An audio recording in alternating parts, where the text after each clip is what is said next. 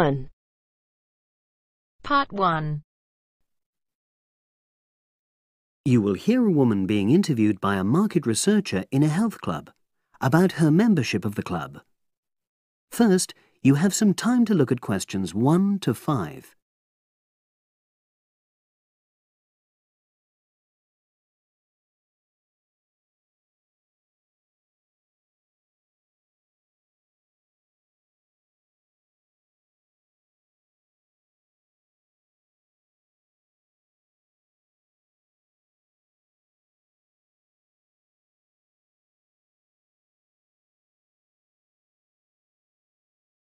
You should answer the questions as you listen, because you will not hear the recording a second time. Listen carefully and answer questions 1 to 5. Oh, excuse me. I wonder if you'd have the time to take part in some market research. What's it about? About this club and your experiences and opinions about being a member. It'll take less than 5 minutes. Oh, OK then, as long as it's quick. Can I start by taking your name? It's Selina Thompson. Is that Thompson? Yes. Okay, great. Thanks. And what do you do for a living? Well, I'm an accountant, but I'm between jobs at the moment. I understand. But that's the job I'll put down on the form. And would you mind my asking which age group you fall into? Below 30, 31 to 50, and above? Over 50, I think we can safely say. Great, thanks. And which type of membership do you have? Sorry, I'm not sure what you mean. Do you mean how long? No, is it a single-person membership? Oh, right, no, it's a family membership. Thanks. And how long have you been a member?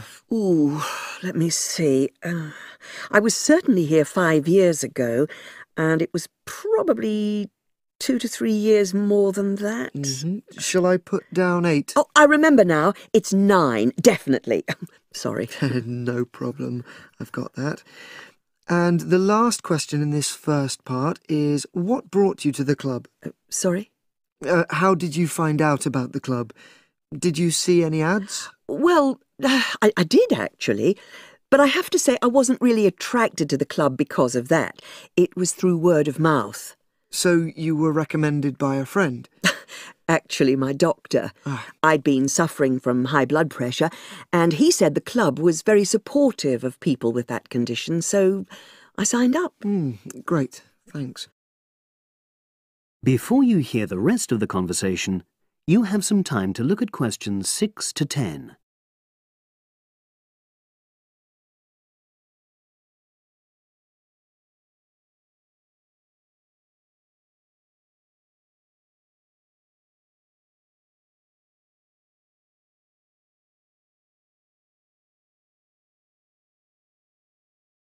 Now listen and answer questions 6 to 10. Now, for the second part of the form, I want to ask a bit more about your experience of the club. Sure. How often would you say you use the club?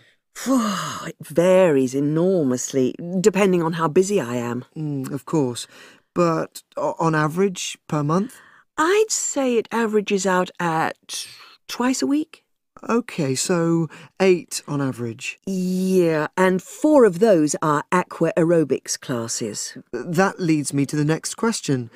Would you say the swimming pool is the facility you make most use of? Fair to say that, yep. Right, thanks. And are there any facilities you don't use? One area I realise I've never used is the tennis courts. And there's one simple reason for that. You don't play tennis? Actually, I'm not bad at it. Oh. It's that I'm not happy having to pay extra for that privilege. Oh, right. I've made a note of that. Thanks.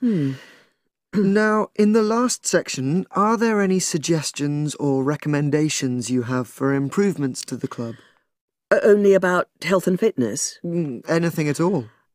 Well, I'd like to see more social events. Oh. It isn't just a question of getting together for games or classes, but other things, you know. Yes, sure. And another thing that I was thinking, when I had my yoga class in the gym last night, we were all sweltering in the heat, was that I think they should put in, well, you know... Air conditioning. That's exactly what I mean. The rooms are really light and well designed, but they do need proper installations. Sure. Well, I've made a note of that. Good. So, is there anything else you'd like to suggest? About quality of service, for example? Oh, everyone's very nice here. They couldn't be more friendly and helpful.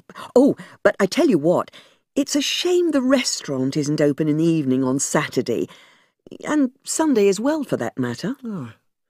So the club should... open it later on those days. OK. Well, thank you very much. That's all the questions I have. That is the end of part 1. You now have half a minute to check your answers.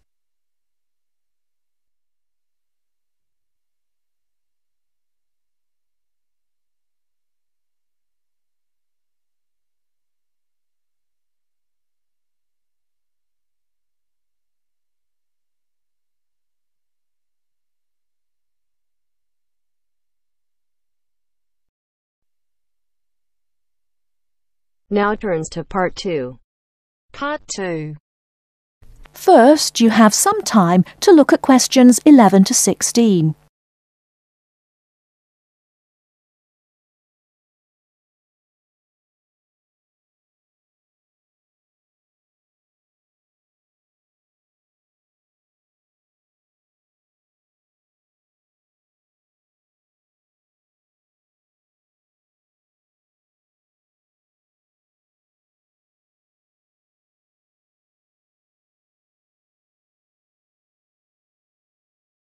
Now, listen carefully and answer questions 11 to 16.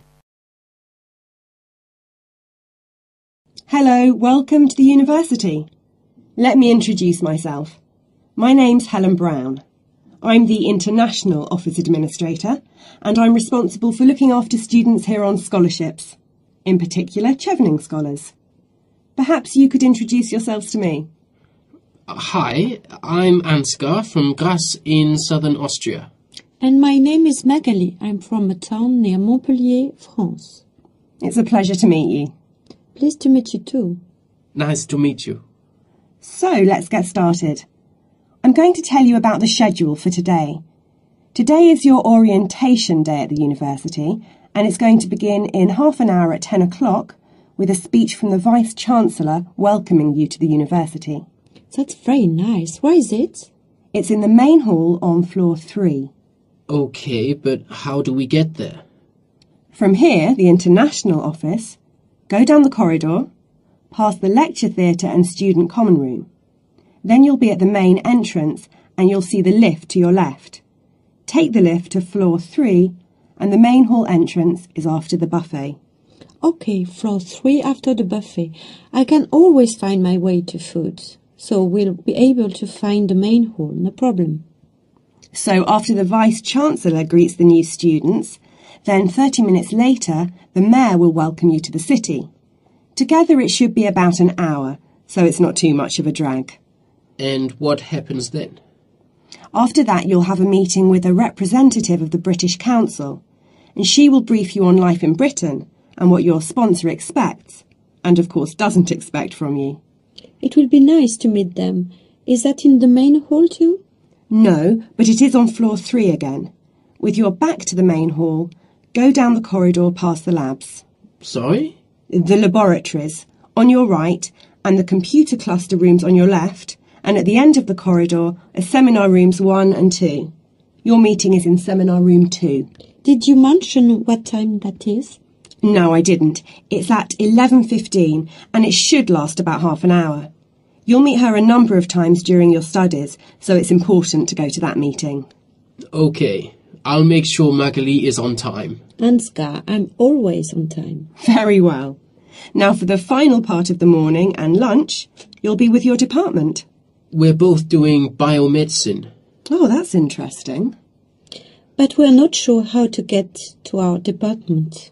Well, you don't need to go very far from Seminar Room 2. The laboratories and seminar rooms all belong to your department. So basically, you need to turn left out of Seminar Room 2 and go past the next 2 teaching rooms. Your departmental office is on the left. Will someone be there to meet us? Oh, but of course. At 12 o'clock, the course administrator will meet you at the departmental office and introduce you to members of staff and the head of department, Professor Heanue. Heanue? How do you spell that? Heanue. He will tell you about the department and your course, the coursework and academic life in Britain. Have you both got reading lists? Yes, I have. I'm afraid I haven't. You can get one at that meeting.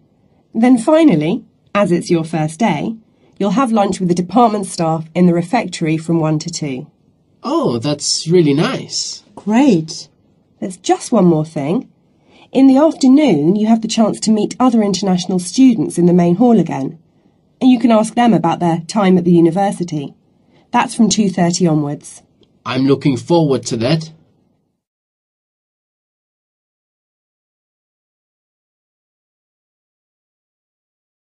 Before you hear the rest of the talk, you have some time to look at questions 17 to 20.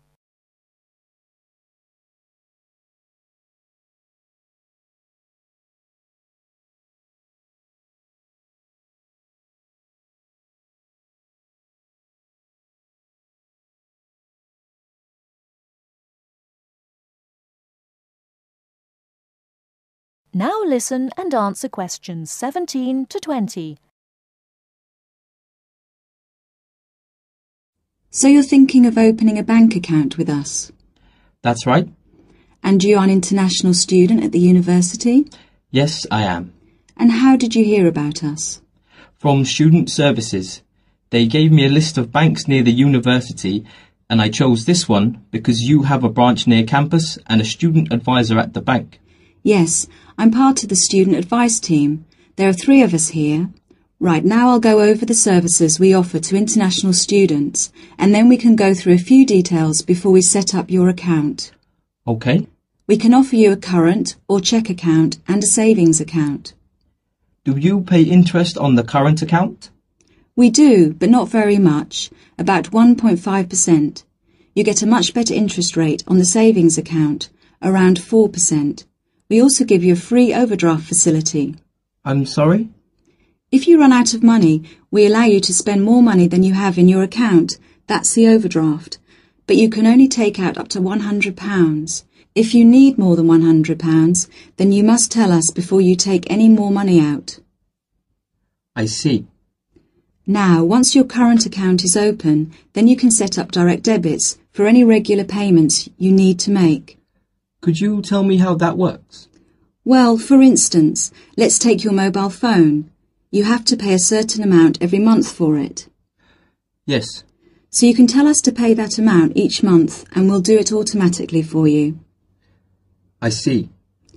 As soon as your account is open, we will send you a debit card, which you must sign immediately and keep in a safe place. Then a day or 2 later, we'll send you a personal identification number. A PIN number? Yes, and you must keep the number secret.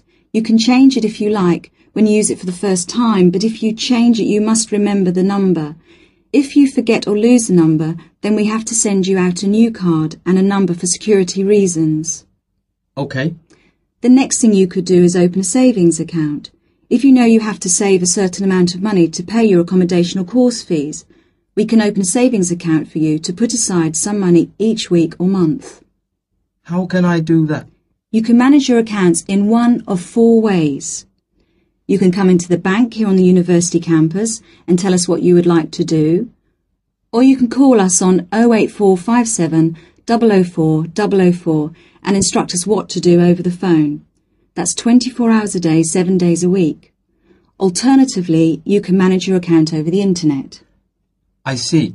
You have to go online and register at our website at www.hsbc.co.uk/online-banking.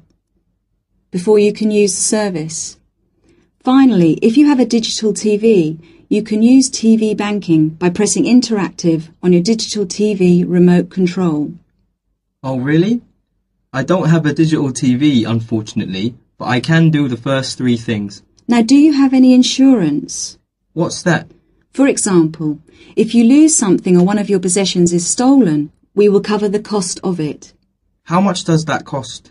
It's £24 a year, so it really is worth thinking about. I don't need to think about that. I'll take out insurance. I'll arrange that for you as soon as your account is open. Now, would you like to go ahead and open an account with us? That is the end of part 2.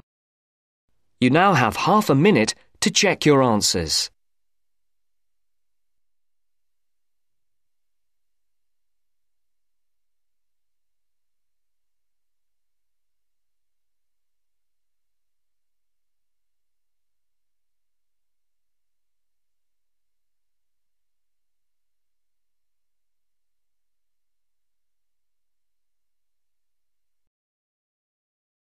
Now turns to part 3. Part 3. You will hear two students talking about a class assignment about wild bird rescue and rehabilitation. First, you have some time to look at questions 21 to 25.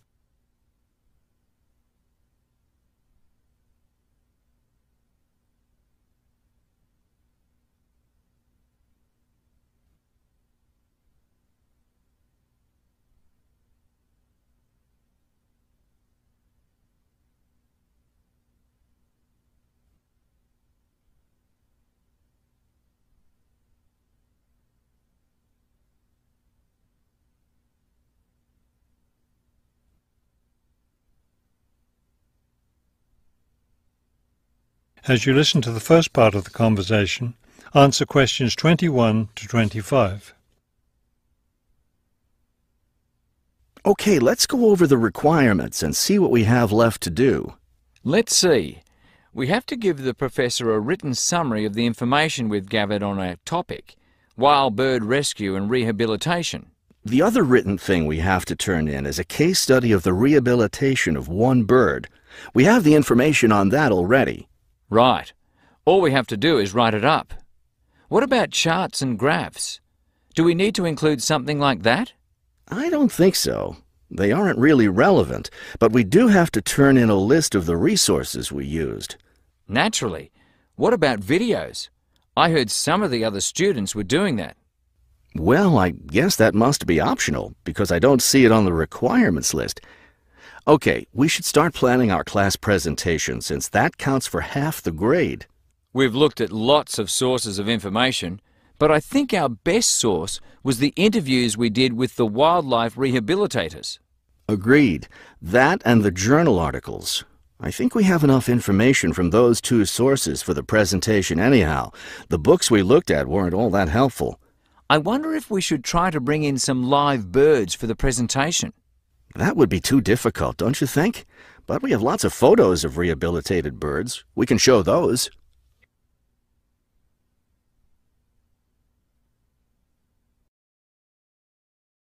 Before you hear the rest of the talk, you have some time to look at questions 26 to 30.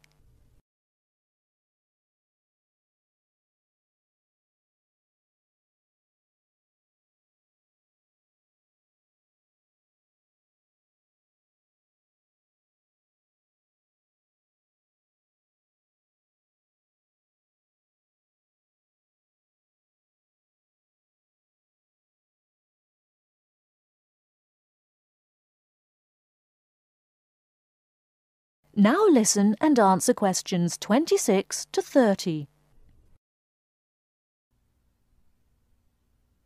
Now listen and answer questions 26 to 30. Right. Okay, I think we should start by talking about how to rescue a bird. Probably first we should help people understand which birds need rescuing. Yeah, that's really important. Because a lot of times people see a baby bird that's all alone, or they find a bird sitting on the ground and they think it needs to be rescued. And usually, those are just baby birds learning to fly.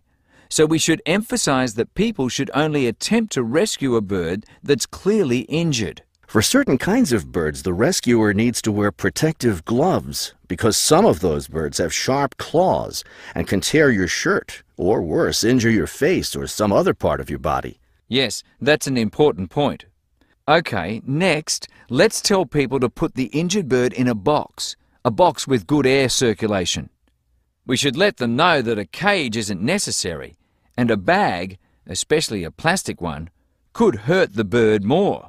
Another thing we need to say is that the best way to help the bird stay calm is not by petting it or talking to it, but by leaving it completely alone. Then people should take the bird to the bird rescue center as soon as possible. Right, and we should also point out that when they're driving the bird to the rescue center, it's better not to play music on the radio or talk loudly, because those things just stress the bird. Yes. It's better just to speak quietly while you have the bird in the car. Okay, we've got that part covered. Next, we should talk about what happens at the rescue center.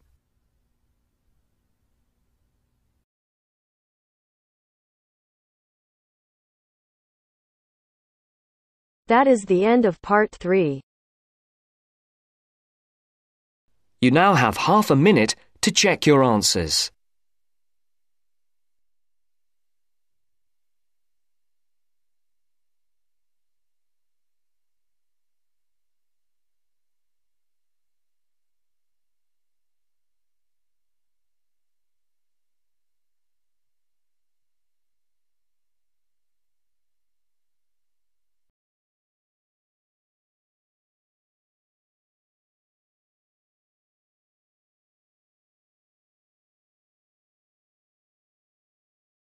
Now turns to part 4.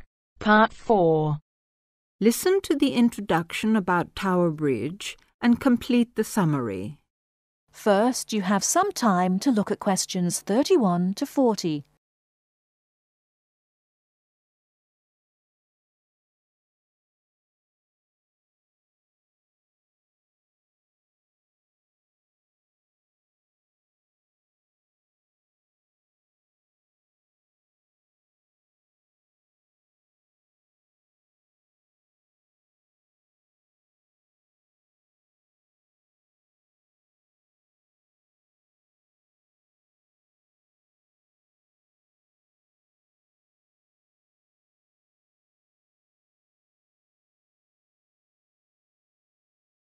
Now listen carefully and answer questions 31 to 40.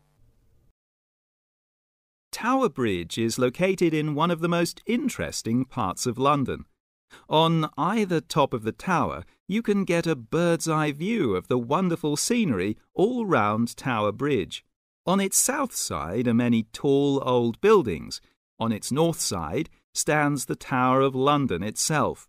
But Tower Bridge, the first bridge over the Thames, as you travel to London from the sea, is the most famous of them all.